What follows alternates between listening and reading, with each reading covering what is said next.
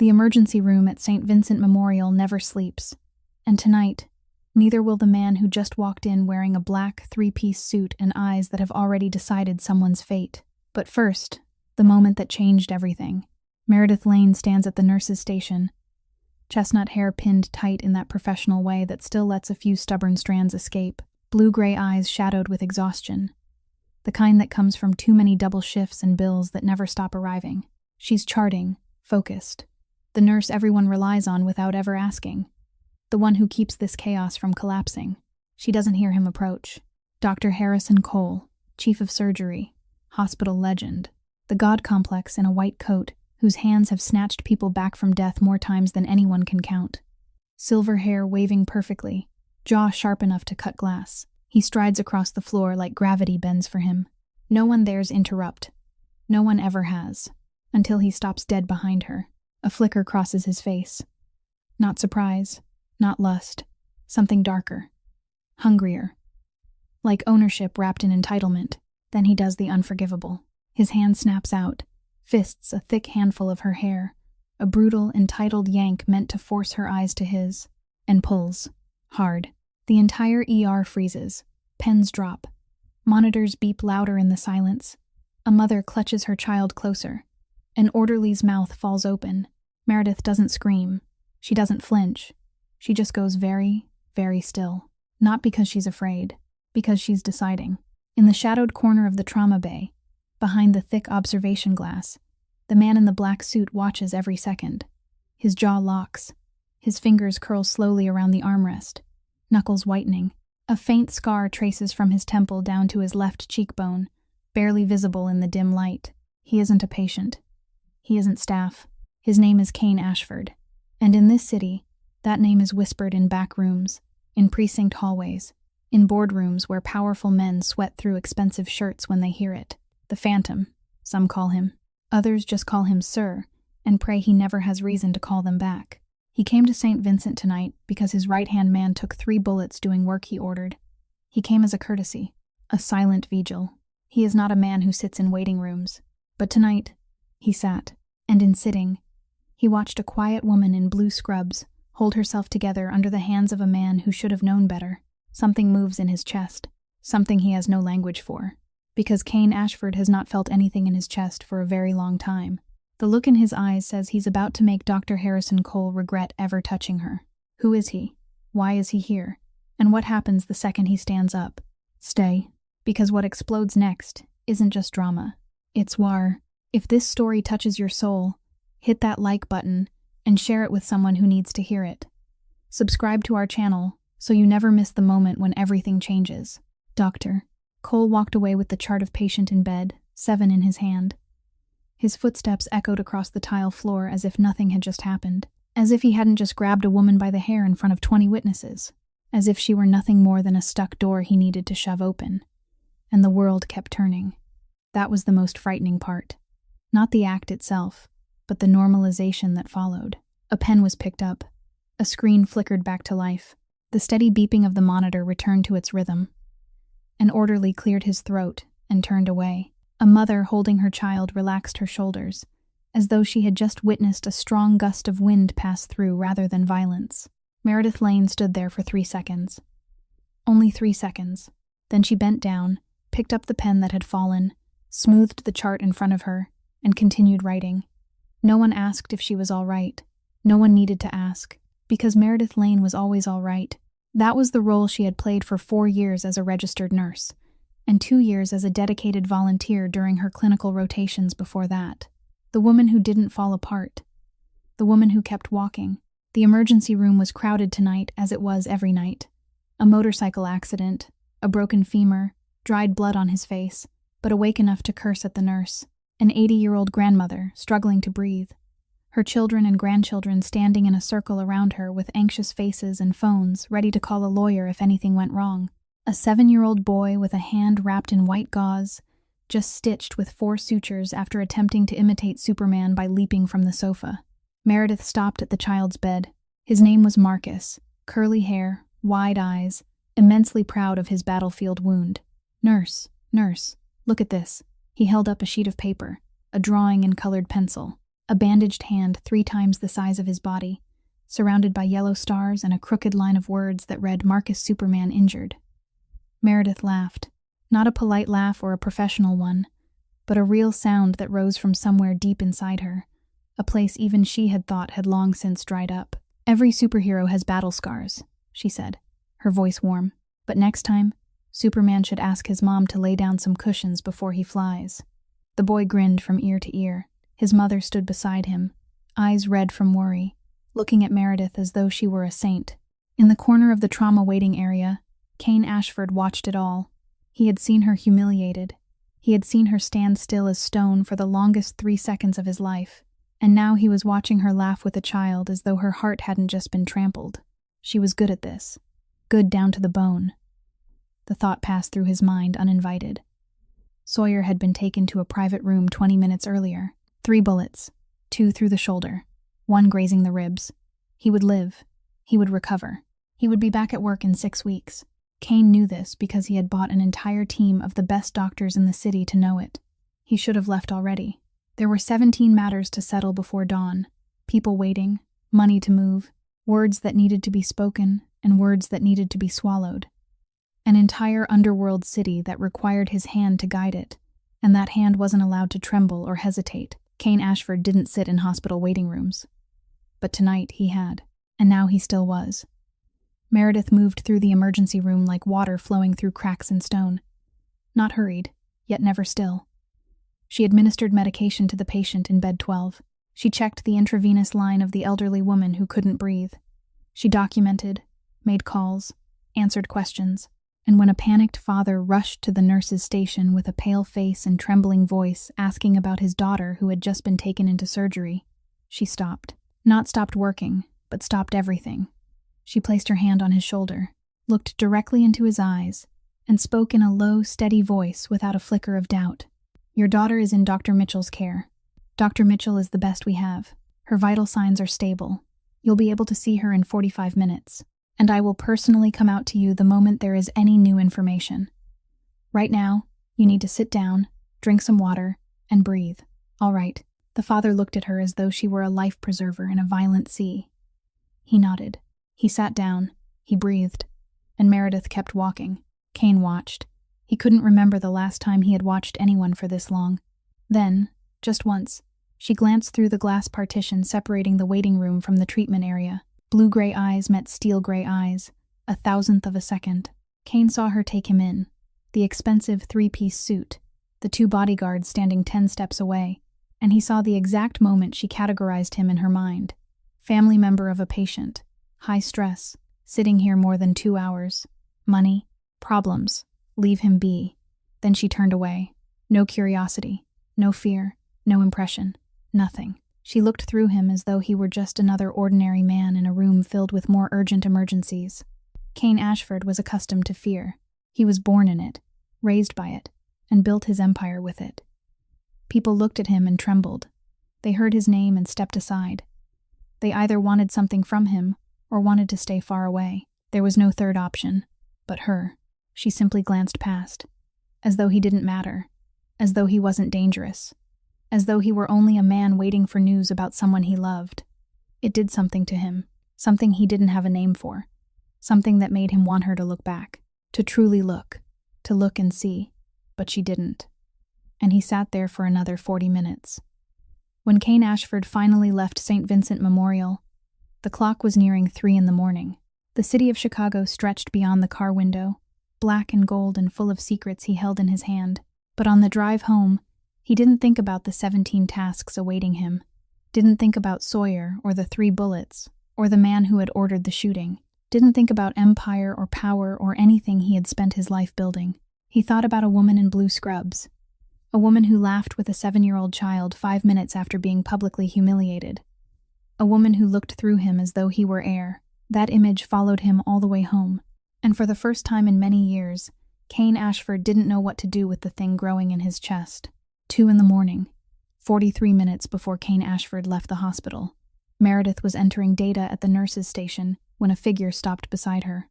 Karen Walsh, the night shift supervisor, 52 years old, 27 years in the profession, and a face that had learned not to reveal anything. But tonight, there was something in the way she stood, shoulders slightly inclined forward, voice lowered more than necessary. The manner of someone delivering bad news disguised as professionalism, a manner Meredith had seen too many times in her life. "Meredith, I need to speak with you," Karen said. "I'm listening." Meredith didn't stop typing. "Dr. Cole has filed an incident report." Her fingers paused. Only a beat, then continued typing. "A report about what?" "He claims you were insubordinate, refused to provide a patient file when requested." "Obstructed treatment." Meredith turned to look at Karen. Not anger, not surprise, only the weariness of someone who had seen the trap before stepping into it. "He grabbed my hair. He says you misunderstood." The word misunderstood fell between them like a slap wrapped in tissue paper, like a bullet wrapped in velvet. Like every time in history when a woman said he hurt me and the world answered, "Are you sure you didn't misunderstand?" "He says he only tapped your shoulder to get your attention." "You overreacted." Meredith felt the shape of the trap closing around her. Familiar. Suffocating. She had seen it before. Not with herself, but with others. The way institutions protected the men who built them. The way a nurse's words dissolved like smoke before the signature of a department chief. The way the system was designed so people like her always lost. But this time, she had something they didn't expect. "The cameras," Meredith said, her voice calmer than she felt. "The entire nurse's station is under surveillance 24 hours a day. There will be footage showing exactly what happened." A flicker of hope. Small but sharp. Evidence that couldn't be denied. Karen's eyes blinked. A brief blink, but enough for Meredith to see. Perhaps relief. Perhaps regret. Perhaps both. "He has already spoken with the board," Karen said, her voice even lower. "They are reviewing the footage." Reviewing. The two words struck Meredith like a tidal wave. She understood immediately. No one needed to explain. Reviewing didn't mean they would watch and evaluate objectively. Reviewing meant someone had already decided what the footage would show. It meant angles would be selected, timestamps adjusted, evidence interpreted in a way that favored the powerful. Dr. Harrison Cole, chief of surgery, the man who had brought this hospital millions of dollars in funding and national prestige, compared to Meredith Lane, a night shift nurse whose name no one would remember if she disappeared tomorrow. She knew she would lose. She had known from the moment his hand touched her hair. Karen placed a hand on Meredith's shoulder, gently, almost apologetically. "I just wanted you to know ahead of time, so you can prepare." Prepare? For what? To be fired? To be smeared? To become the nurse with an attitude problem in a permanent file? Meredith nodded, said nothing more. Because what was there to say? 20 meters away, in the corridor leading to the elevators, Cain Ashford stood motionless. He had been about to leave. Sawyer was stable. There was no reason to remain, but his steps halted when he heard voices drifting from the nurse's station, not because he intended to eavesdrop, but because the sound of her name, Meredith, pulled him back like an invisible thread, and he heard everything. Incident report. Misunderstood. Reviewing the footage. Cain stood in the shadow of the corridor, utterly still. The mechanism in his mind, the one that had run an underground empire for 11 years without a catastrophic mistake, began to turn. He knew what reviewing meant. He had watched institutions bury evidence before. He had seen closed-door meetings, files misplaced, timestamps suffering technical errors, witnesses confused. He knew, because he had once done it himself. For men he owed, for deals that needed protection, for his empire. He knew the language of power when it crushed those without it. And he knew the woman in blue scrubs didn't stand a chance. Cain took out his phone, dialed a number. It rang only once before someone answered. "The hospital security system," he said, his voice low, and even as if reciting a grocery list. "Saint. Vincent Memorial. Pull all footage from the emergency room nurses' station tonight, from 10 in the evening until 2 in the morning. Every angle. Back it up to a server that can't be accessed externally, somewhere they can't touch." A pause on the other end of the line. Then, "Understood, boss. It will take about 20 minutes. 10 minutes. 10 minutes. Understood. And find out who has access to this hospital's camera system. Who accessed it tonight.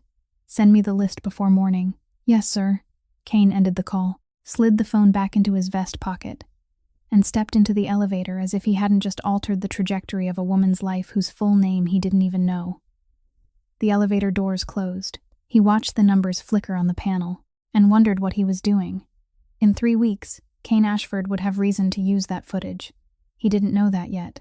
He told himself this was only reflex, a natural response to injustice from a man who lived outside the law but still possessed lines he wouldn't cross. He told himself he would have done it for anyone, any woman treated that way in front of him. He told himself it had nothing to do with the blue-gray eyes that had looked through him as if he didn't exist. He almost believed it. Morning arrived the way bad things always do. Ordinary. The sun still rose. Somewhere beyond the window, perhaps birds were singing. Chicago traffic still rumbled and groaned as it did every day, and Meredith Lane sat in the Human Resources office of St. Vincent Memorial Hospital, facing a woman who was about to dismantle her life with the gentlest voice she could manage.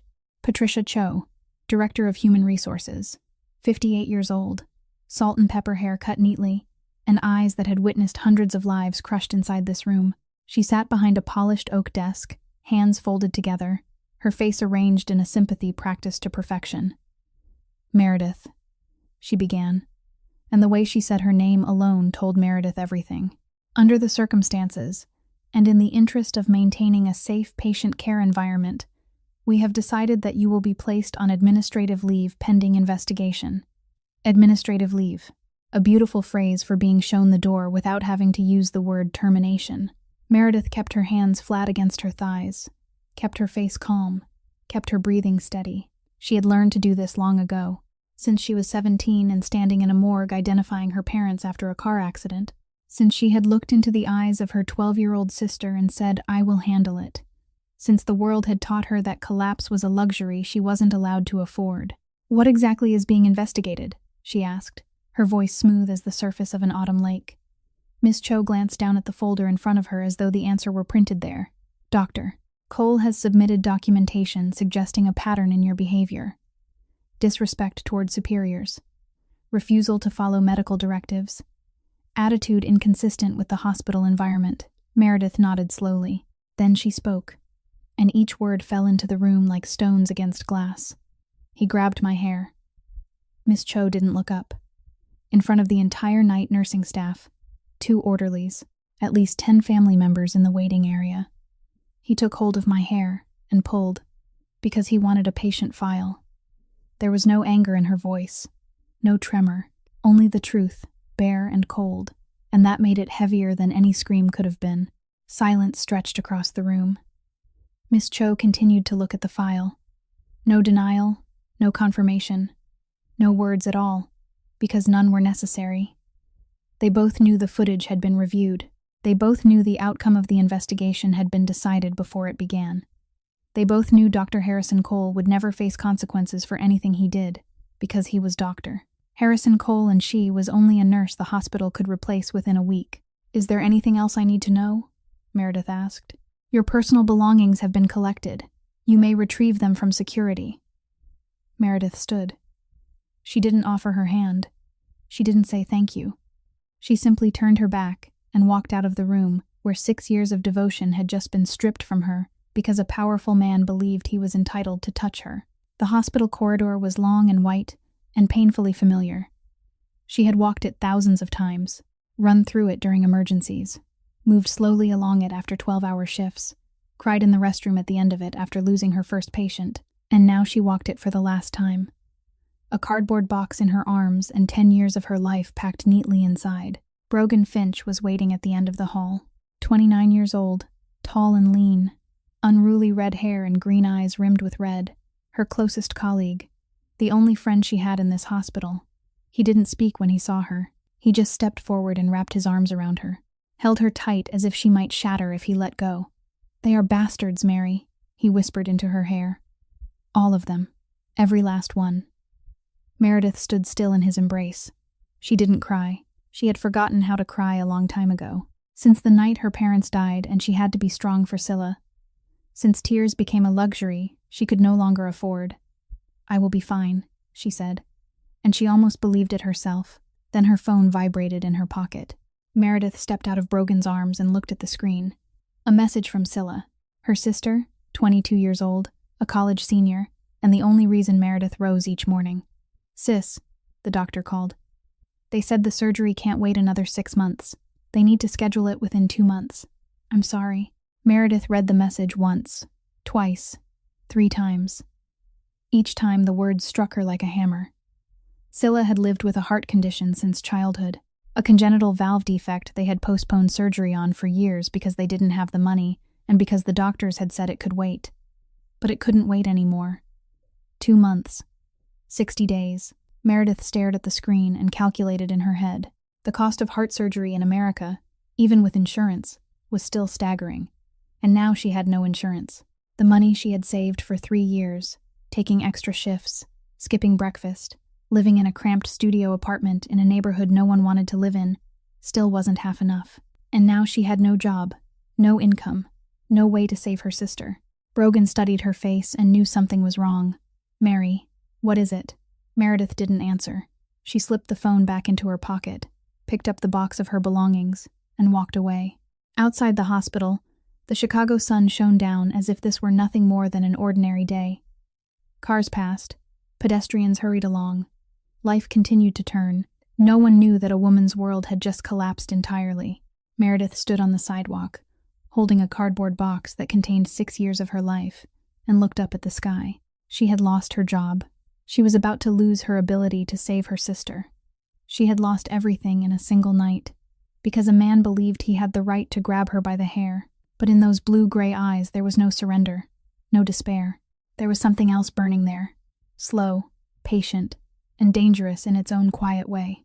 1 week later, 7 days of unanswered calls, applications submitted and swallowed by silence, nights spent staring at the ceiling and counting every dollar left in a bank account steadily thinning out. Meredith Lane stood in line at a small cafe 2 blocks from street. Vincent. The place was called Rosie's, the kind of old-fashioned coffee shop with red vinyl booths and a coffee machine that looked like it had survived the 1980s without apology. She wasn't there for the coffee. She was there because of the sign taped to the glass door that read, "Part-time help wanted." Any job. That was what she had told herself that morning while standing in front of the mirror.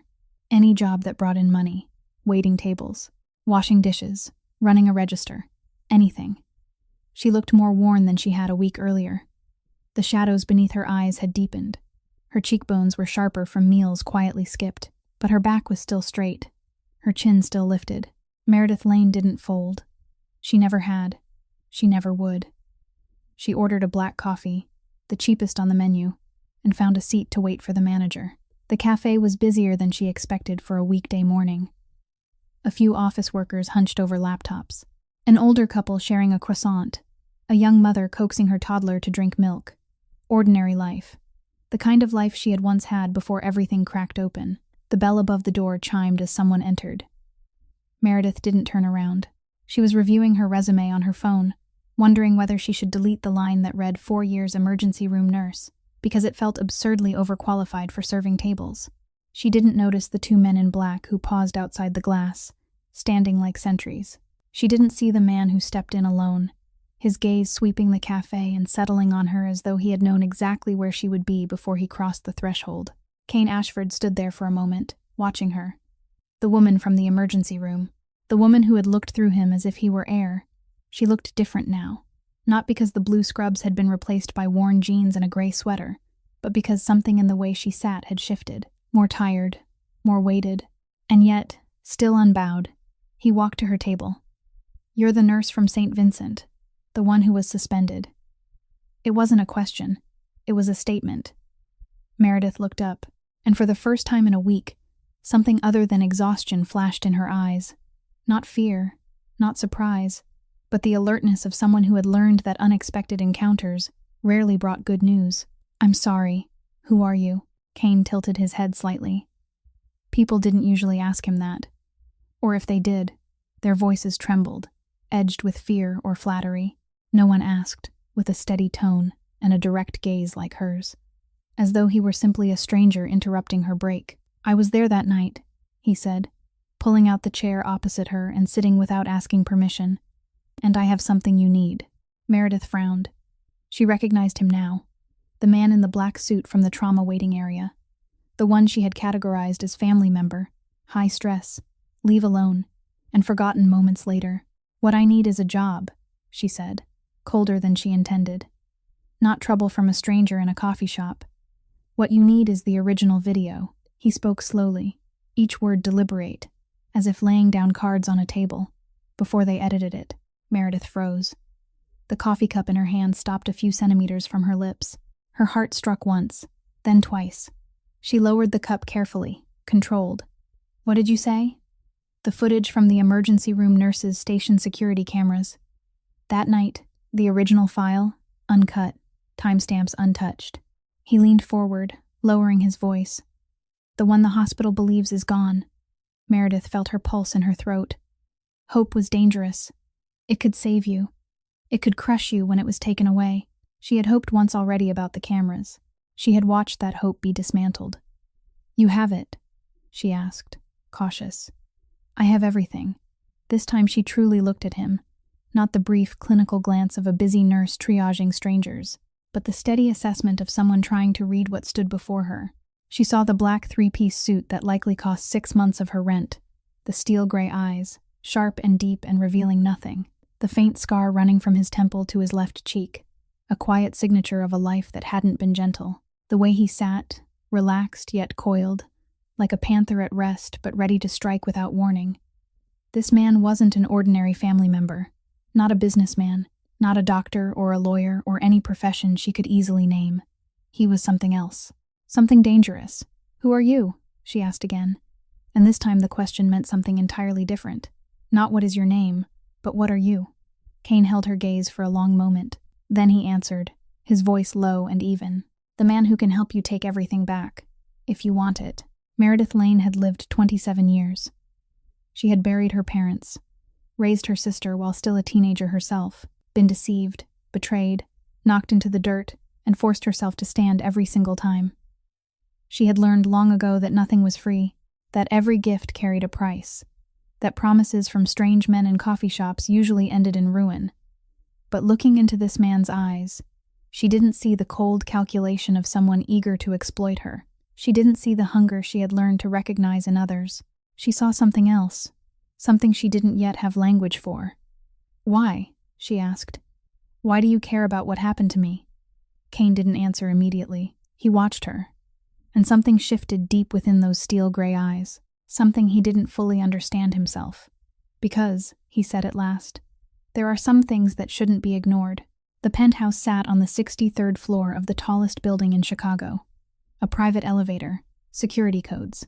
2 bodyguards escorted her from the lobby to the door, and then remained outside like carved stone sentries. Meredith stepped inside and felt as though she had crossed into another world. Everything was black and precise. Black marble floors, black leather sofas, glass tables framed in black steel, white walls stripped bare of paintings, photographs, any trace that someone actually lived there. The furniture was minimal and expensive, the kind she had only seen in interior design magazines in dental waiting rooms. Yet there was nothing personal, nothing warm. It felt like a staged model apartment prepared for sale, or like a man who had never allowed himself to belong anywhere. Floor-to-ceiling windows overlooked all of Chicago. The city stretched below like a carpet of light. Meredith stood in the center of the room, wary but unshaken. She had stood in more dangerous places than this. An emergency room at 2 a.m. with a drunken patient waving a knife. Neighborhoods where taxis refused to enter after dark. Jason's apartment, before she discovered who he really was. A luxury penthouse didn't frighten her. Cain Ashford stood near the window, his back to her, looking down at the city like a king surveying his kingdom. When she entered, he turned, and there was something in his eyes she couldn't read. Sit, he said, gesturing toward the sofa. Not an order, not quite a request. Meredith didn't move. You said you have the video. Cain studied her for a moment as if reassessing her. Then he nodded, walked to a console table, and pressed a button. A large screen lit up on the wall, and Meredith saw herself. The emergency room nurse's station. That night, she was documenting, brown hair twisted up, shoulders slightly curved with fatigue. Then Dr. Cole appeared behind her. His hand reached out, gripped her hair, yanked hard. Meredith watched herself on the screen jerk backward, her body rigid with shock and pain. Clear. Undeniable. No room for misunderstanding. The hospital replaced this segment with a different angle, Cain said evenly, as though reviewing quarterly earnings. The camera on the right, partially obstructed by a pillar. The timestamp adjusted by 3 seconds so the footage wouldn't align with witness statements. He turned to her. They deleted the original file from the hospital system at 5 in the morning, 6 hours before you were called into human resources. Anger rose in Meredith's chest, hot and sharp. Not anger at Dr. Cole. She had already known what he was, but anger at the entire structure that shielded him. The people who had sat in a conference room and chosen to erase evidence. Patricia Cho with her rehearsed sympathy. Karen Walsh with her regretful eyes and silent compliance. All of them. She faced Cain, her question sharper than she intended. Why are you helping me? You don't know me. I have nothing you need. So why? Cain didn't answer immediately. He walked to the bar in the corner, poured himself a glass of whiskey without asking if she wanted one. I don't like it, he said at last, his back still to her. When people get crushed by those who believe they're untouchable. Meredith studied the broad line of his back, the tension beneath the tailored fabric. And you? She asked without hesitation. What do you believe you are? Cain turned. Something dangerous flashed in his eyes. Something that would make most people step back. Meredith didn't. She had faced men who believed they were entitled to anything. She had no intention of bowing to another. You just asked the Mafia boss of Chicago what he thinks he is, Cain said, his voice low and unhurried. Not a threat, just fact. Meredith felt her pulse quicken but refused to let it show. Mafia. She had suspected he wasn't an ordinary businessman. But Mafia. A crime lord. She should have been afraid. She should have walked out. But she had already lost her job, lost the hope of saving her sister, lost nearly everything. Fear was a luxury she could no longer afford. I'll ask again, she said steadily. What do you believe you are? Silence stretched between them, tight as wire. Then Cain did something unexpected. He laughed, not loudly. Just a short breath of sound, something almost amused crossing his carved features. I'm a man with power, he said. The difference is I know my limits, and I don't touch those who shouldn't be touched. He set the whiskey down and stepped closer, not threatening, but not letting her forget who he was. I have a lawyer, Josie Tran, the best there is at dismantling large institutions. She's taken down 3 Fortune 500 corporations in 5 years. He paused, holding Meredith's gaze. I will cover every legal expense. You won't owe me anything. Meredith frowned. Nothing is free. What do you want? Cain tilted his head as if the question intrigued him, as if she herself were a puzzle he was still studying. What I want isn't something you have to pay for, he said slowly. I want to see Dr. Harrison Cole fall. I want to see that hospital forced to kneel and apologize to you publicly. I want to watch those who believe they stand above the law, dragged into the mud. He leaned slightly closer, lowering his voice. That's enough for me. Meredith held his gaze for a long moment, searching for deception, for the hidden trap. She found only cold certainty in those steel-gray eyes. All right, she said at last. But I have conditions. Cain waited. I'm not your pawn. I'm not something you own. Every decision about this case is mine to make. You don't command me. You don't decide for me. You don't act in my name without my consent. She stepped closer, lifting her chin to meet his eyes, though he stood nearly 20 centimeters taller. I've had enough men who thought they had the right to dictate my life. I don't need another. Silence lingered. Cain watched her, and something shifted in the depth of his cold gray gaze. Something she hadn't expected. Then, for the first time since she met him, a flicker of something softer moved across his stone-cut face. I wouldn't expect anything less, he said. The agreement was sealed in that moment, not with paper, not with a handshake, but with eye contact. 2 people standing in a cold penthouse above Chicago, and something began to take shape between them. Something neither of them yet had a name for. Meredith Lane didn't know she had just stepped into the orbit of the most dangerous man in Chicago. Or perhaps she did, and chose to step forward anyway. Josie Tran's office occupied the 42nd floor of a downtown Chicago tower, overlooking Lake Michigan like an immense blue mirror. Nothing in the room suggested an ordinary attorney. There were no towering shelves of heavy law books arranged for intimidation, no framed degrees crowding the walls in quiet vanity. Only a polished glass desk, 3 computer monitors, and a 35-year-old woman with sharply cropped black hair, each precise cut, seeming calculated with mathematical care. Josie Tran didn't rise when Meredith and Cain entered. She simply looked up, dark eyes sweeping over them like a scanner, collecting data, sorting, storing. This was the woman who had dismantled 3 Fortune 500 corporations. This was the name that made chief executives uneasy. And she studied Meredith as though evaluating a newly discovered weapon. "Sit," Josie said, her tone neither cold nor warm, only efficient. "I have spent the past 3 days reviewing your case." She turned a monitor toward Meredith, fingers moving across the keyboard. Files appeared. Photographs. Documents. Lines highlighted in red. "Dr. Harrison Cole has a history." Meredith felt her body tighten. What kind of history? At least 4 complaints in the past 10 years. Harassment. Inappropriate conduct. Abuse of authority. Josie read from the screen in a voice as crisp and detached as a weather report. Nina Vasquez, nurse, 2019. Amanda Chen, surgical technician, 2021. Bethany Morris, nurse, 2022. And 1 individual who chose to remain anonymous, 2023. 4 names, 4 women. Before her, Meredith swallowed. They buried all of it. Josie lifted her gaze, and for the first time, something shifted in her eyes. Not soft sympathy, but a cold fury, the kind compressed and sharpened into a blade. Not just buried. They convinced those women that they were the problem. She clicked another file. Nina Vasquez was terminated for poor performance 2 weeks after filing her complaint. Her prior employment record was flawless. 11 years without a single reprimand. Click. Another file. Amanda Chen resigned after being counseled by Human Resources. She transferred to a private clinic, took a 40% pay cut, and refuses to speak about St. Vincent to anyone. Click. Bethany Morris withdrew her complaint after 3 weeks. She has 2 young children. Someone suggested that suing a prominent surgeon might affect her future employment in healthcare. Anger rose in Meredith's chest, hot and thick and hard to breathe through. Not anger for herself anymore, but for Nina, cast aside after 11 years of loyalty. For Amanda, forced to surrender nearly half her income to escape. For Bethany, threatened through her children. For the unnamed woman, frightened enough to erase her own trace. 4 women, 10 years. And Dr.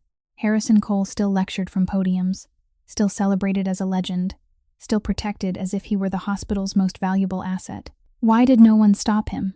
Meredith asked, her voice lower than she intended. Josie regarded her, and something close to respect flickered in her sharp gaze. Because no one had proof. Because he is Dr. Harrison Cole, who brings $15 million in funding to the hospital every year. Because the system was built to protect men like him and crush women like you. She leaned forward slightly. "But you have what they didn't." "The video," Meredith said. "The video," Josie nodded. "Irrefutable evidence. And if we locate the prior victims, persuade them to speak, we establish a pattern. Not an isolated incident. A documented history of systemic abuse." Cain stood in the corner, silent as a shadow. Yet Meredith knew he absorbed every word. "I want to speak to them," she said, directly, not through lawyers. Josie glanced toward Cain, a brief look seeking wordless consent. Cain nodded. "I will provide whatever resources you require," he said, his voice calm and certain. "Investigators to locate addresses and contact information. Security if you feel unsafe. Anything." Meredith turned to him. The man standing in the shadows, powerful and dangerous, offering to deploy his entire empire in the service of her justice. She still didn't fully understand why, but she no longer had the luxury of hesitation. The meeting ended 30 minutes later. Meredith stepped out of the building, her mind spinning with information and plans, and the names of women she had never met yet somehow carried within her. She didn't notice the black car parked 50 meters away.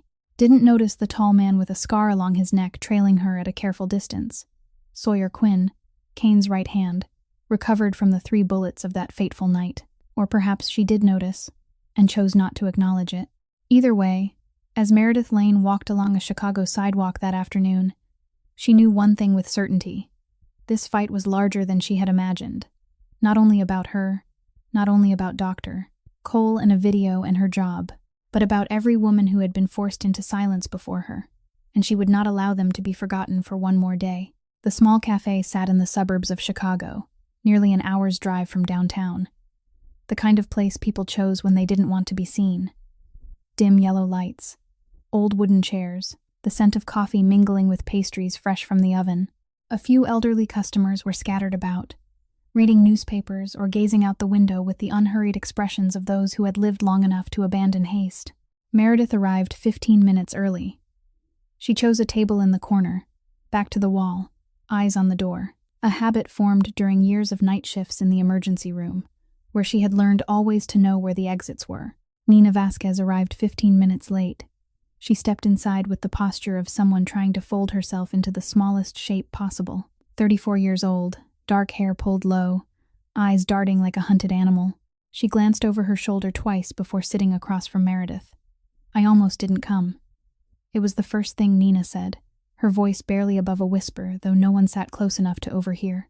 Her hand trembled as she lifted the coffee the server had just placed before her. Meredith recognized that tremor, the tremor of someone who had carried fear so long it had fused with her bones.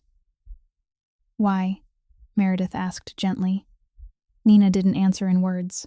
She pulled out her phone, opened a message, and slid the screen across the table. An unknown number. No name. Just a line of text. The past should stay in the past. Think about your family before you do anything foolish. A chill ran down Meredith's spine. Not the chill of fear, the chill of understanding. Someone was watching. Someone knew Nina was meeting her. Someone wanted this conversation stopped. "When did you get this?" Meredith asked. "Last night, 2 a.m. Nina swallowed, her eyes still scanning the room as if the sender might be seated somewhere nearby. "I couldn't sleep. I almost canceled, but then I thought, if I cancel, they win. They win again. Like 5 years ago." Meredith set the phone down, though the words remained etched in her mind. "Think about your family." A threat without specifics. The vagueness was the sharpest edge. "Nina," she said, calmer than she felt, "tell me what happened. 5 years ago." Nina stared into her coffee. The dark surface reflected the dim yellow light, and she began. "I had been at St. Vincent 8 years when it happened. 8 years. I loved my job. I was good at it."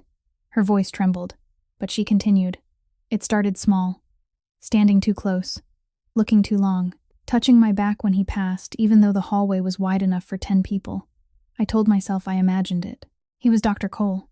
A legend. Who would believe me?" Tears slid down Nina's cheeks, but she didn't stop. Then one night he pulled me into the doctor's lounge. He told me I was beautiful. He said he could help my career. He said if I cooperated, everything would be much easier. I pushed him away. I ran. I filed a complaint. She lifted her gaze to Meredith, and 5 years of compressed pain burned in her eyes. And do you know what he told me with his eyes? He told me no one would believe me, and he was right. I filed the complaint. They called me into human resources, and when I walked out, I believed I was the problem, that I had misunderstood, that I was too sensitive, that I should feel grateful to work at a prestigious hospital like St. Vincent. Meredith reached across the table and took Nina's trembling hand. "You didn't misunderstand. You weren't too sensitive, and you were never the problem." Nina cried then, not loudly, but with the quiet collapse of someone who had held back tears for far too long. Each drop fell silent and salt-heavy. I stayed silent for 5 years. 5 years. I thought it was my fault. I thought I had done something wrong. "No," Meredith said firmly. "It was never your fault. Not 5 years ago. Not now. Not ever." They sat that way for a long time, 2 women in a small suburban cafe, hands clasped across an old wooden table. No one spoke. Nothing needed to be said. Outside, 50 meters away beneath the shade of trees, a black car idled. Sawyer Quinn sat behind the wheel, phone pressed to his ear. "Someone is watching them," he said quietly. A gray car parked around the corner. 2 men inside. "And Nina received a threatening message last night." Silence answered him. Then Cain's voice came through, cold as steel. "Protect both of them.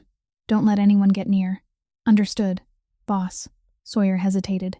"She doesn't know we're here, does she?" "Correct. Keep it that way. And the men watching.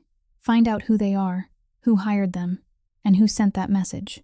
Sawyer could hear something dangerous in Cain's tone, the kind of undercurrent that men who angered him rarely survived to recount. Understood. Inside the cafe, Meredith and Nina continued speaking. At last Nina lifted her head.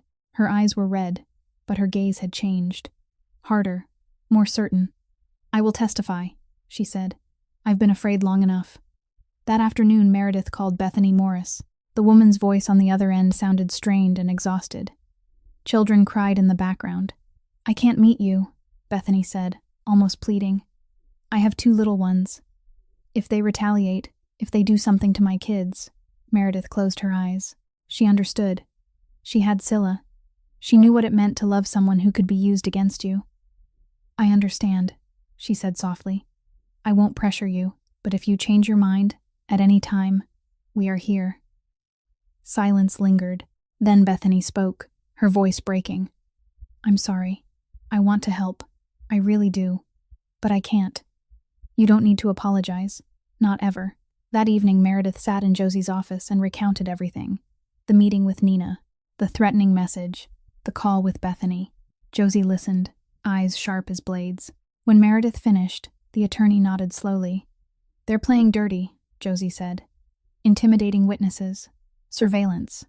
This is not how an innocent man behaves." She leaned forward slightly, a thin, cold smile touching her lips. "Good. That means they're afraid. And frightened men make mistakes. 3 weeks since that fateful night. 3 weeks of meetings with lawyers, thick case files, depositions to prepare, calls with witnesses, sleepless nights." Meredith sat in Josie's office at 8 in the evening, her eyes aching from staring at a screen for too long. Josie had left an hour earlier, leaving behind a stack of documents Meredith needed to review before the preliminary hearing next week. She couldn't remember the last real meal she had eaten. This morning. No, this morning had only been coffee. Last night, maybe. A packet of instant noodles in her silent apartment. Or perhaps the night before. The days had begun to blur into a single stretch of work, and anxiety and exhaustion. The office door opened. Meredith didn't look up. She assumed it was building security, reminding her to leave, as they did most nights. "You haven't eaten all day." The voice made her lift her head. Cain Ashford stood in the doorway, his black suit still immaculate, as if he had just stepped out of a boardroom instead of into the late hour nearing 9. And in his hand was a brown paper bag, the faint scent of food drifting from it. "Are you monitoring me?" Meredith asked. Her tone wasn't angry, but it wasn't warm either. Cain stepped inside and placed the bag on the desk in front of her. "I pay attention." "That's different." "Different how?" "Monitoring is obsession." He pulled out a chair and sat across from her with the easy certainty of someone who belonged anywhere he chose to sit. "Paying attention is caring." Meredith studied him for a moment, unsure what to do with that answer. No one had ever said something like that to her. No one had ever appeared at 8 in the evening with food, simply because they noticed she had skipped a meal. He opened the bag and set out containers of Thai food, pad Thai, tom yum soup, fried rice. The aroma filled the room, and suddenly Meredith's stomach growled, reminding her that her body still required tending even when her mind was consumed. "Eat," Cain said simply. Not a command. Not quite a suggestion she could refuse. They ate in silence at first. City lights shimmered beyond the glass windows, Chicago sprawling below like fallen stars. Meredith realized it was the first time they had been together without discussing the case. No talk of Dr. Cole or video footage or witnesses or legal strategies. Just 2 people sharing dinner in a quiet office. "What do you like?" she asked suddenly. Cain looked up, chopsticks suspended midair.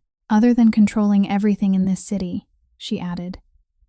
And there was the faintest hint of teasing in her voice. The first in 3 weeks. He regarded her as though no one had ever asked him that before. As though people only asked him about business, power, what he could grant or take away. No one asked what he liked.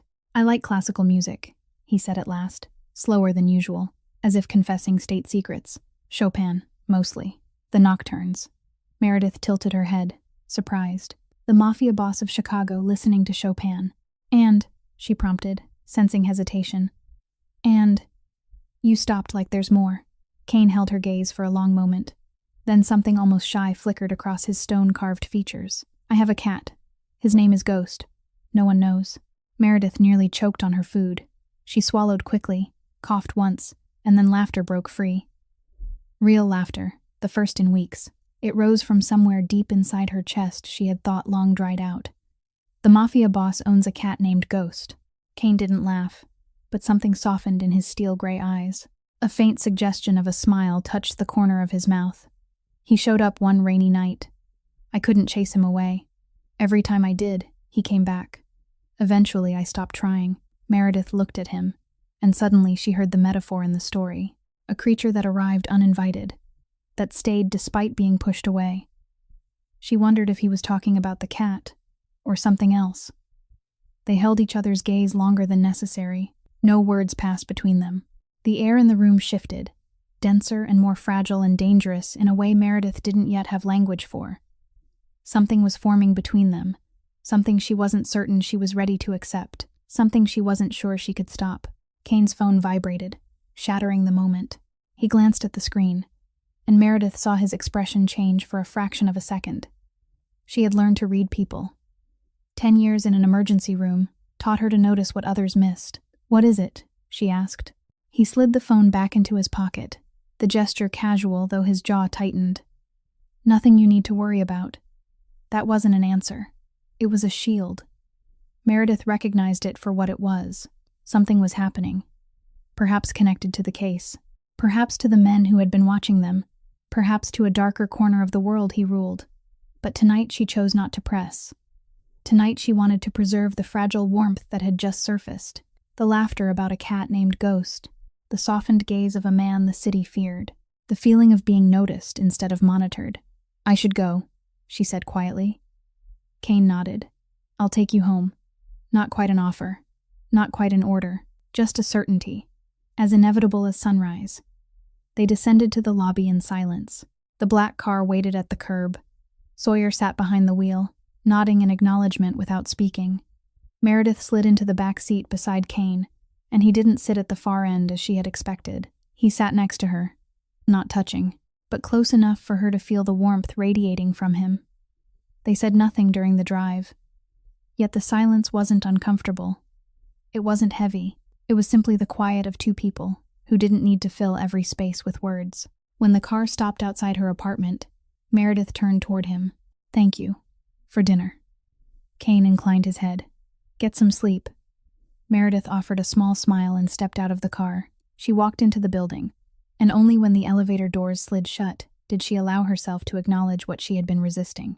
For the first time in a very long while, Meredith Lane didn't feel entirely alone. A few days after dinner in Josie's office, Meredith began to notice something unusual. The black car.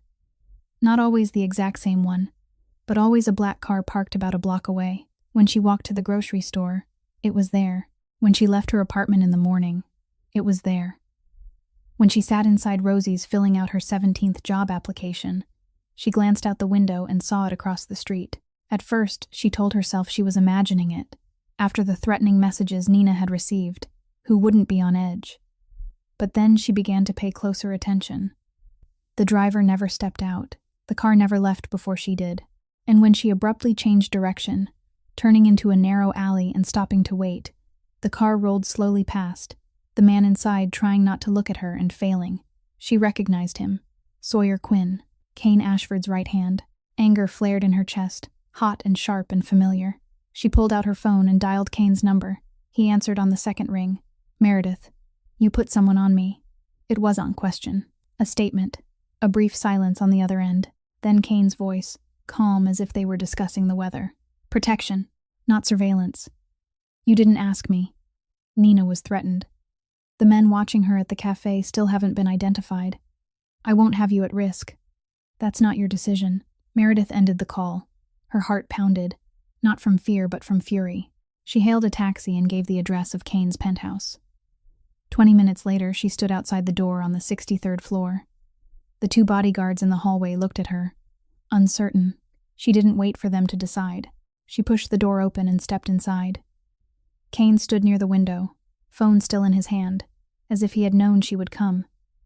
Perhaps he had. Perhaps someone had informed him the moment she entered the elevator. "Meredith, you don't get to decide my life." She walked toward him, her voice tight with restrained anger. "No one gets that right. I made that clear from the beginning." Cain set his phone down and faced her. "I'm protecting you." "No." She shook her head, her eyes bright with fire. "You're controlling. Those are two different things. Protection is asking if I want it. Control is deciding for me, and then telling me it's for my own good. She stepped closer, and her voice lowered, no longer sharp, but heavy with something deeper. And I've had enough men controlling me in my lifetime. Tension stretched between them. Cain didn't speak, but something shifted in his gaze. More attentive. Waiting. I once had a man who believed he knew what was best for me. Meredith hadn't planned to say it. Hadn't intended to reveal this scar, especially not to the man standing before her. But the words came anyway, as if they had waited too long to be released. He said he loved me, said he would protect me, said all I had to do was trust him and everything would be fine. She held Cain's eyes without blinking, without retreating. His name was Jason. We were together for 2 years. He tricked me into signing papers I didn't fully understand. He drained 5 years of my savings, and he disappeared with another woman. Meredith swallowed, but her voice remained steady. That money was for my sister.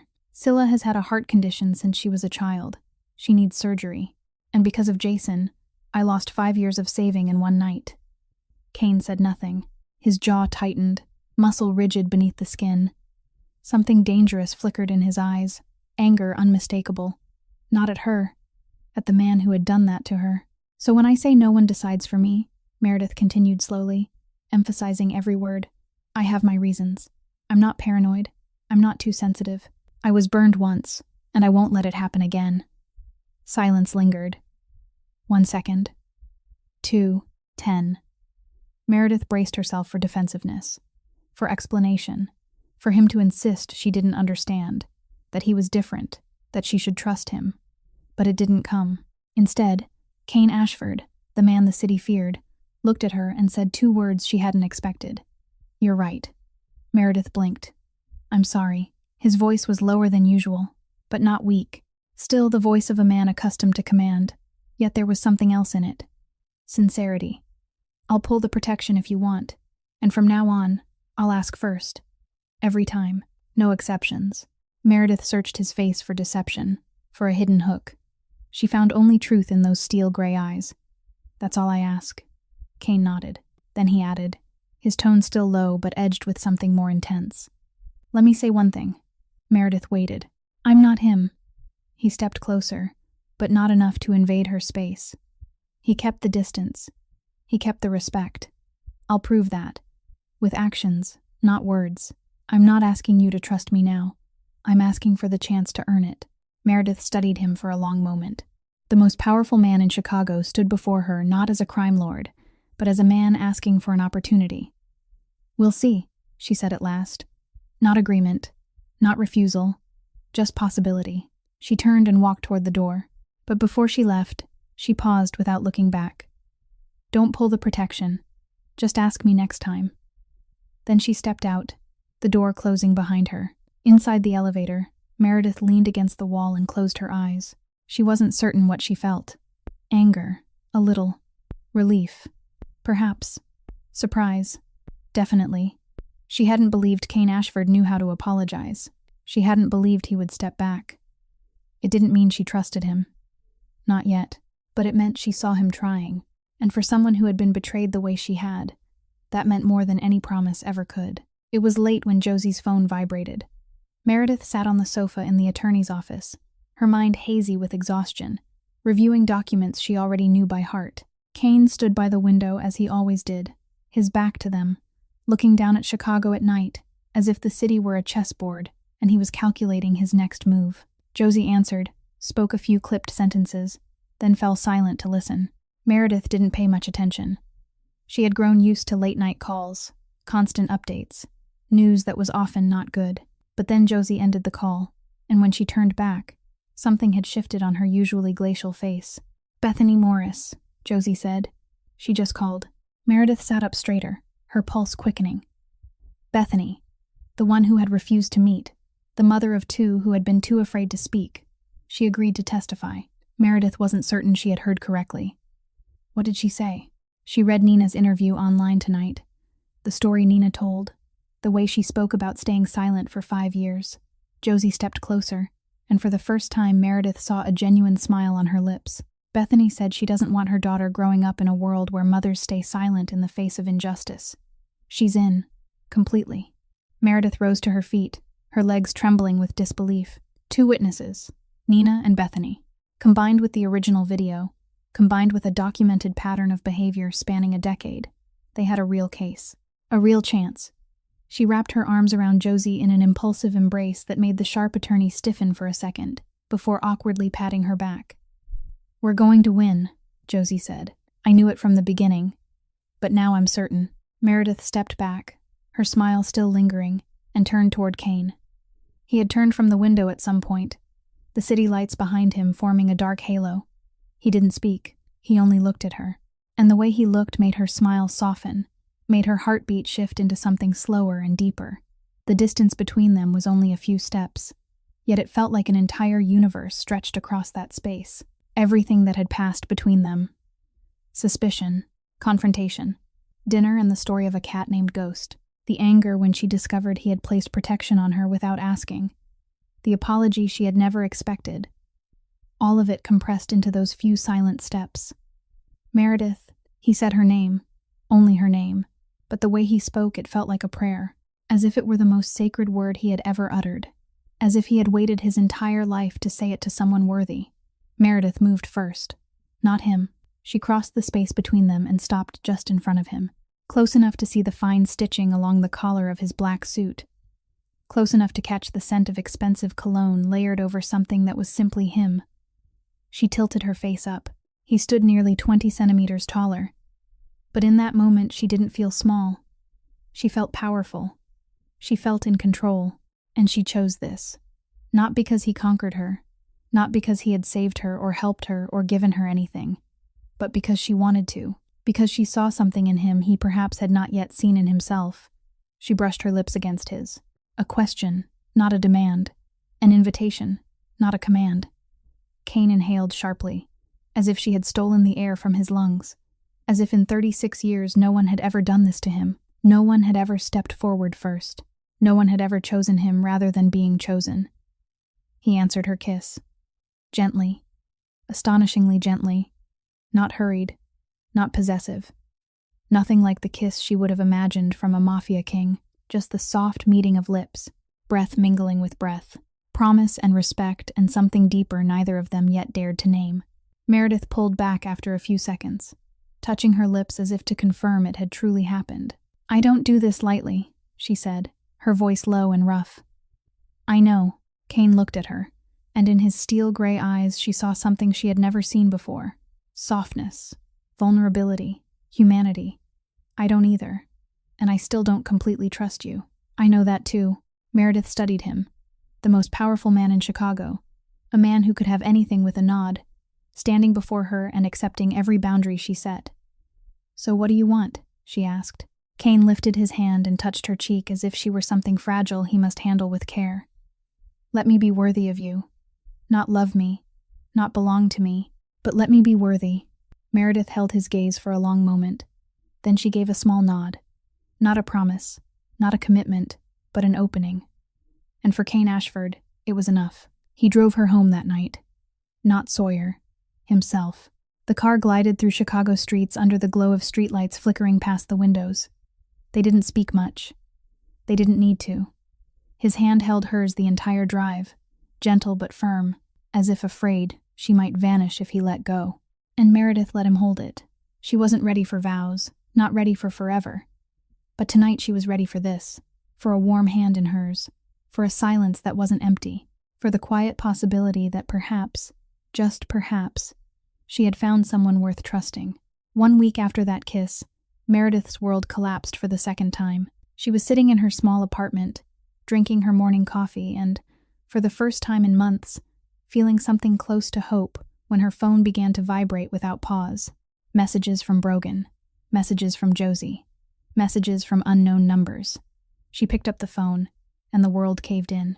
The article had appeared on a local news site at 6 in the morning. By 8, it had spread across social media. The headline struck like a slap. Nurse sues hospital. Victim or opportunist. Meredith read the piece, and each line felt like a blade. Sources close to the matter report that Meredith Lane, 27, who is suing Street, Vincent Memorial Hospital and Dr. Harrison Cole, for alleged harassment, is currently carrying significant debt. According to investigation, Miss Lane was previously defrauded by a former boyfriend, losing her entire savings. Her 22-year-old sister is reportedly in need of costly heart surgery. Legal experts question whether this is truly a pursuit of justice or a desperate attempt to secure financial compensation. They knew everything. Jason, the debt, Scylla's illness, the cheap apartment in a neighborhood no one wanted, the extra shifts she had worked before her suspension. Dr. Cole had hired someone to investigate her, to dig through every shadowed corner of her life and spill it before the world. Meredith scrolled to the comments even though she knew she shouldn't. She just wants money.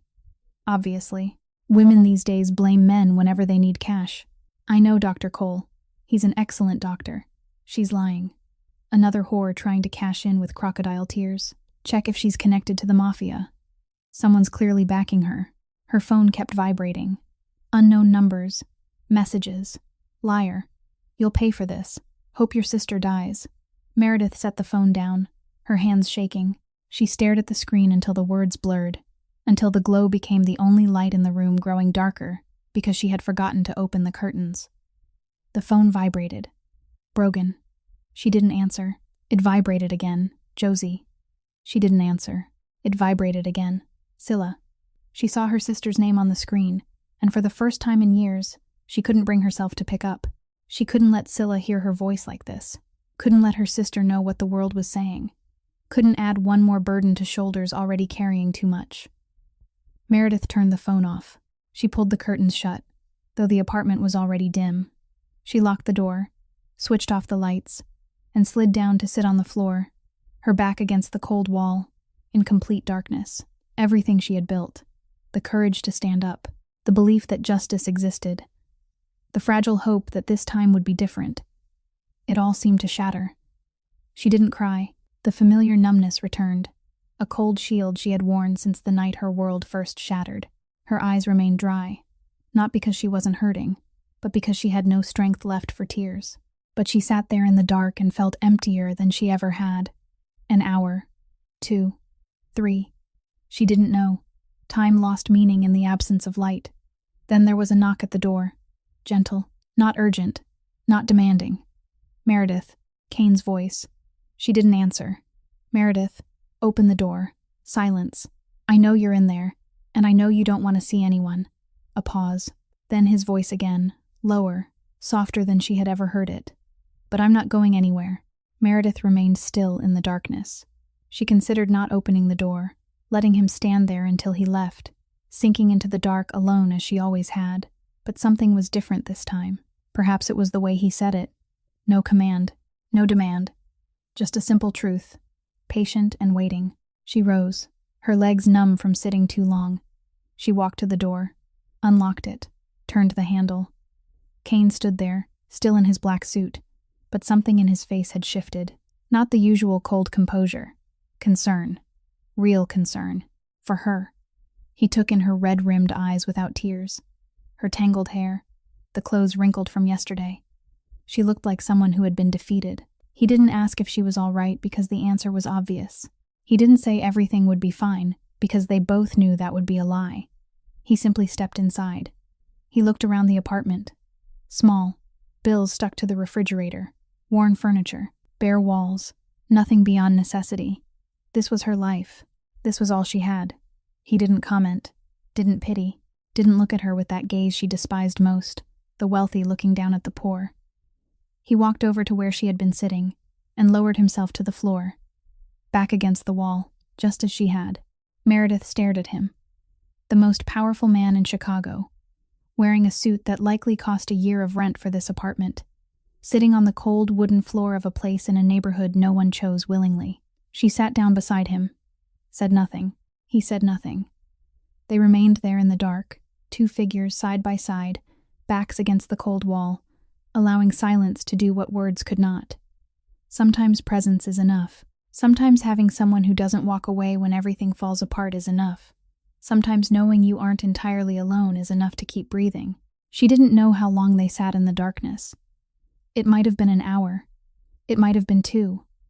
Time lost its meaning while she tried to gather the scattered pieces of herself. Finally she spoke, her voice rough from saying nothing for too long. "They're crushing me." Cain didn't answer. He only listened. Maybe I should stop. Still silence. Then, after a long while, his voice reached her through the dark, low and steady. "Is that what you want?" Meredith closed her eyes and rested her head against the cold wall. "I don't know what I want anymore. I only know I'm tired. Tired of fighting. Tired of being strong. Tired of thinking I can see the light at the end of the tunnel, and then someone comes along and turns it off. Then let me carry part of it." She turned to look at him in the dark, and could only make out the outline of his face, drawn by the streetlight outside the window. "You're not alone anymore," he said. "Not if you don't want to be." Before Meredith could answer, her phone vibrated. She had turned it off at some point that day, but somehow it had switched back on. Or maybe she never fully powered it down. The screen lit up in the darkness. Scylla. Her sister was video calling. Meredith stared at the screen, her finger moving toward decline. "Answer it," Cain's voice. She turned to him. "I'll be out there." He stood, stepped onto the apartment's tiny balcony, and slid the glass door shut behind him, leaving her alone with the call. Meredith drew a deep breath and pressed accept. Scylla's face appeared, paler than Meredith remembered. Thinner. But her sister's eyes, the eyes that looked exactly like their mother's, held a determination Meredith had never seen in her before. "Sis," one word, and it carried an entire world. "Scylla, you shouldn't be up this late. Your heart, sis." Scylla cut her off, and it wasn't the voice of the little sister Meredith still treated like a child. "I saw what's online." Meredith's heart sank. "Don't read that. It's just... Don't tell me not to. I'm not a kid." Silence stretched between them. Meredith didn't know what to say. She had spent her whole life protecting Scylla, shielding her from the worst of the world, and now the world had found a way into that safe space anyway. "Are you going to stop?" Scylla asked, her voice gentle but not weak. Meredith didn't answer. She didn't know the answer. "If you stop because of me," Scylla continued, "don't. I don't want you sacrificing yourself for me again. Scylla, no, listen to me." Scylla's eyes shimmered on the screen, but there were no tears. She had learned from her sister how to hold them back. "You've sacrificed enough. You took a year off school to work and raise me. You worked 3 shifts a day to pay my hospital bills. You turned down everything for yourself so I could live." Scylla's voice trembled slightly. "I know all of it. I've always known. And I never said anything because I was afraid you'd think I was ungrateful." "You're not ungrateful. But this time," Scylla interrupted, "you fight for you. Not for me. Not for anyone else. For you. For what they did to you. Because you deserve to see justice." Something cracked open in Meredith's chest. Not pain. Relief. As if she'd been carrying a weight for 10 years without realizing it, and someone had finally told her she was allowed to set it down. "When did my little sister get so wise?" she asked, her voice catching. Scylla gave a small, tired smile, and for a moment she looked so much like their mother that Meredith nearly broke. "Since I had you to learn from." They talked a few minutes more. Soft words, promises to call again. Love neither of them was good at saying out loud, but both of them understood. When the call ended, Meredith stayed still for a moment, phone in her hand, the screen now dark. The glass door opened, and Cain stepped back inside. He didn't ask about the conversation. He wasn't curious. He didn't intrude. He simply returned to the same spot and sat down beside her. Meredith looked at him in the dark. "I'm not going to stop." Cain nodded as if he had known, as if he had never doubted it. "There's something I need to tell you," he said after a moment. Meredith waited. "I found him, the man who scammed you." Meredith's body went rigid. "Jason." The name felt like an old scar being pressed. "What did you do?" "Nothing, and I won't do anything unless you want me to. You promise." "That's my promise." Cain's voice was even and sure in the darkness. "He's in Portland, with that woman, living off your money that should have saved your sister." Meredith felt the old anger flare, hot and bitter. 5 years of saving, dollar by dollar, and Jason had taken it all without looking back once. "And if I say leave him alone?" she asked. "Then I leave him alone. Forever. The decision is yours. Only yours." Meredith closed her eyes. She thought of Jason, the betrayal, the nights she lay crying in an empty apartment, asking herself what she had done wrong. She thought of Cain, who could make Jason disappear with a single phone call, and she decided, "We're going to win through the law. she said. Not through violence. Not your way. Jason will pay one day, but not today. And not like that. Cain was quiet for a moment. Then, as you wish. No argument, no persuasion, just acceptance. Weariness washed over Meredith like a wave. Not the weariness of despair, but the weariness of someone who had made a hard decision and could finally unclench. She leaned sideways, resting her head on Cain's shoulder. The first time she had let someone hold her up without feeling weak. The first time she admitted she needed another person's presence. Cain stayed utterly still, almost not breathing, afraid that if he moved, she would wake from this moment and retreat behind the armor of strength she had worn for 10 years. They sat like that until the first light of dawn slipped through the window, painting streaks of orange gold across the old wooden floor. No one spoke again. There was no need. The hearing room of the Illinois State Medical Board was on the 12th floor of a government building in downtown Chicago. White walls, fluorescent lights, a long U-shaped table with 7 board members seated in stern judgment. There was nothing warm in this room, only cold justice and decisions that would change lives. Meredith sat beside Josie at the table on the left, back straight, face composed. She wore the navy outfit Josie had chosen for her, hair pinned into a neat bun the way she wore it during her emergency room shifts. On the outside, she looked strong, ready. On the inside, her heart pounded like a war drum. In the row behind her, 5 rows back, Cain Ashford sat in silence. No bodyguards. Nothing to draw attention. Just a man in a black suit attending a public hearing, close enough that she knew he was there, far enough that no one would ask questions. Across from them at the table on the right, Dr. Harrison Cole sat with a team of 3 attorneys. An expensive gray suit, silver hair combed perfectly into place, and the confidence of a man who had never lost a battle in his life. He looked at Meredith once when she entered, contempt heavy in his eyes, as if she were an irritating insect he was about to crush. The hearing began at 9 in the morning. Josie stood, walked to the large screen at the front of the room, and played the video. The room went silent as it ran. The emergency room nurse's station. Meredith writing notes. Doctor. Cole stepping in behind her, his hand reaching out, grabbing her hair, yanking hard. Clear. Undeniable. There was no misunderstanding in this footage. No friendly tap on the shoulder. Nothing that could be explained away. Meredith didn't watch the screen. She had seen it hundreds of times. Instead, she watched the faces of the board members, saw brows tighten, saw their gazes shift toward Dr. Cole. Changed now, sharper, more wary. Nina Vasquez testified by video call, her face filling the large screen. Her voice shook, but it held. He did the same thing to me, Nina said, eyes fixed on the camera. 5 years ago. And when I reported it, they told me I imagined it. They told me I misunderstood. They made me believe I was the problem. Bethany Morris's written statement was read aloud. The same details. Harassment, threats, silence enforced. A clear pattern of abusive conduct stretching for more than a decade. Doctor, Cole's attorney tried to push back, questioning Meredith's motives, her debt, the article. But Josie dismantled each point, razor sharp. Then the hearing room door opened. Meredith turned, and her heart skipped. Brogan Finch stood in the doorway, red hair unkempt, face tense but resolute.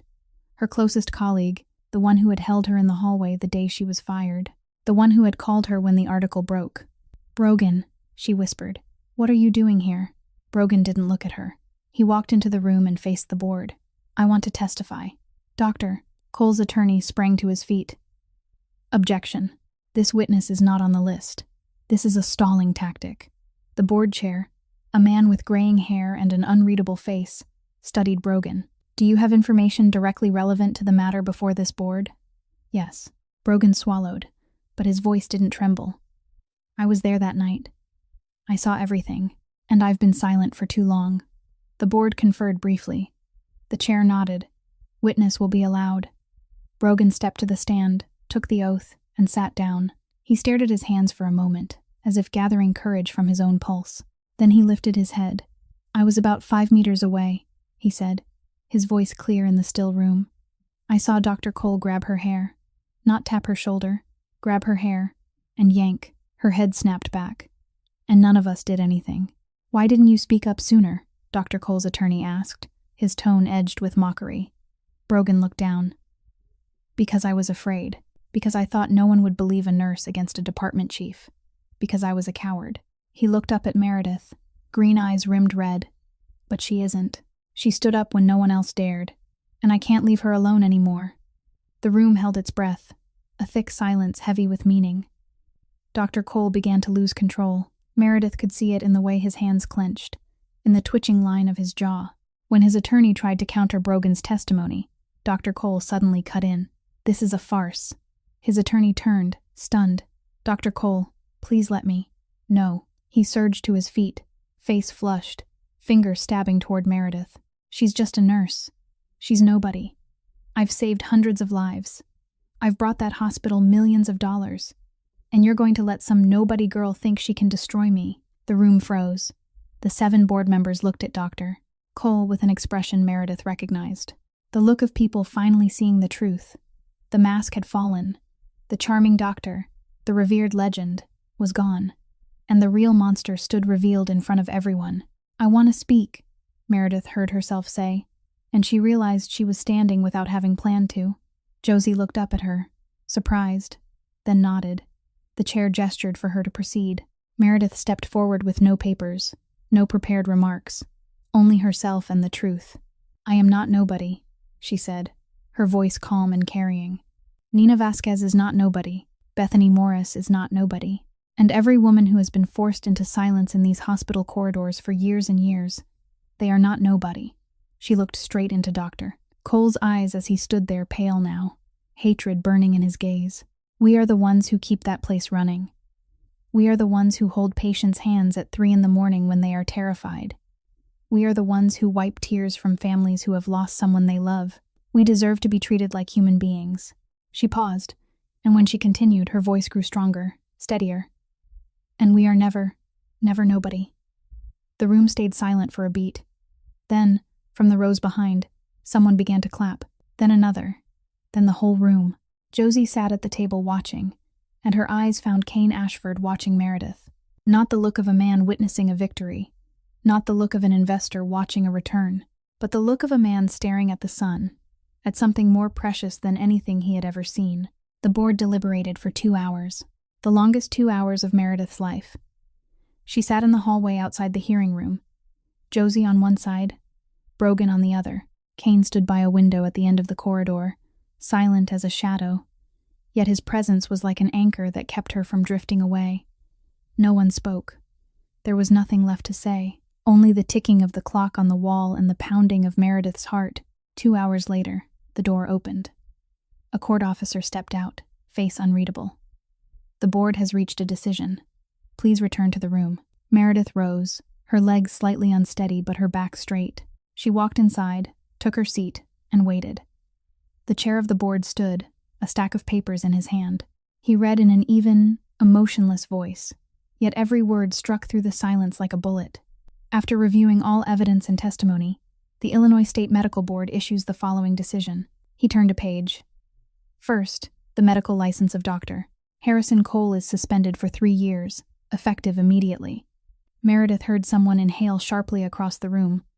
Perhaps Dr. Cole, perhaps one of his attorneys. She did not turn to look. Second, the board recommends that the Office of the Illinois State Attorney open a criminal investigation into systematic harassment during Dr. Cole's tenure at St. Vincent Memorial Hospital. Third, St. Vincent Memorial Hospital is required to provide compensation to Miss Meredith Lane and the other victims identified during these proceedings. The specific amount will be negotiated separately. Fourth, St. Vincent Memorial Hospital is required to issue a public apology to Miss Lane and the other victims. This apology must be published within 30 days. The chair set the papers down and looked around the room. This hearing is concluded. Meredith remained seated, unsure if she had heard correctly. 3 years, criminal investigation, compensation, a public apology. She had won, truly won. Across the room, Dr. Harrison Cole rose. His face was as pale as ash. His mouth moved, but no sound came out. For the first time in his 62 years of life, the man had nothing to say. No argument left, no power to hide behind. His attorney grasped his arm and guided him toward the door before he could do something even more foolish. Doctor. Cole allowed himself to be led away, his eyes still fixed on Meredith in disbelief, as if he could not comprehend how a nurse he once called nobody had defeated him. In the week that followed, the dominoes began to fall. 3 members of the St. Vincent Board of Directors resigned, including the one who had approved the editing of the video. Chief Nursing Officer Maeve Hartley, who had signed Meredith's suspension, called her. Her voice trembled with remorse. "I know this is not enough," she said, "but I am sorry. I should have protected you. I should have spoken up. And I did not." Meredith was quiet for a moment. "Thank you for calling." She did not say she forgave her. She was not ready for that, but she acknowledged the effort. 1 week after the ruling, a letter arrived at Meredith's apartment from St. Vincent Memorial Hospital, an invitation to return, not to her former position as an emergency room nurse, but as emergency nursing coordinator, a promotion, a raise, and a formal apology printed on official hospital letterhead. Meredith read the letter, folded it carefully, and set it on the table. She did not yet know if she would go back, but she had the choice, and that was enough. That afternoon, after everything was over, Meredith stood on the steps outside the medical board building. Josie had left hours earlier, promising to meet again to discuss the settlement. Brogan had gone home after a long embrace and a promise to call. The reporters had dispersed once she declined interviews. She stood alone, breathing in the crisp, late autumn air of Chicago. Yellow leaves drifted in the wind. The sky was clear and wide, and for the first time in months, for the first time in years, she felt light. "You won," Cain's voice said beside her. She had not heard him approach, but she was not surprised. He was always there when she needed him, whether she admitted it or not. "We won," she answered, still looking ahead. Cain turned toward her. "No. This was your victory. I only watched." Meredith shook her head and finally looked at him. "You stood beside me. That is different." Something moved in his steel-gray eyes, something almost like a smile, something warm and rare that she knew few people ever saw. She held out her hand. He took it. Not the hand of lovers, not the hand of allies, but the hand of 2 people who had walked through darkness and survived. They stood there for a long moment on the steps of a government building, hands joined, looking out over the restless city of Chicago below. There was nothing more that needed to be said. Some victories change the world. Some victories change a single person. And sometimes, they are the same. 1 week after the ruling, Meredith sat in the studio of a local Chicago television station. The lights were bright and unforgiving. Cameras pointed directly at her. Across from her sat a woman with perfectly styled blonde hair, prepared to ask the questions the entire city wanted answered. Meredith wore a simple white blouse, her hair pulled back neatly the way she had worn it during her emergency room shifts. She had not hired a media consultant. No one had coached her on what to say. There was only herself and the truth. "Miss Lane, many people are calling you a hero," the host said, "the woman who defeated one of the most powerful doctors in Chicago. What do you think about that?" Meredith sat upright, her voice unhurried, her eyes steady on the camera as if she were speaking to each viewer one by one. "This isn't just about me," she said. "It's about everyone who has ever been forced to swallow humiliation and smile. About nurses who work 12-hour shifts and are treated as if they are invisible. About women who are told they misunderstood when they know exactly what happened to them." She paused and drew a breath. "I'm not a hero. I'm simply someone who refused to be silent. And if my story means anything, it's that change is possible. But only when we refuse to be silent. Only when we believe our voices deserve to be heard." More than 11,000 kilometers away, in a 5-star hotel in Seoul, South Korea, Cain Ashford sat before his laptop, watching the interview streamed live. He was there for business, the kind that required the presence of the man in charge. Negotiations no one else could handle. Hands that needed to be shaken. Agreements that needed to be signed.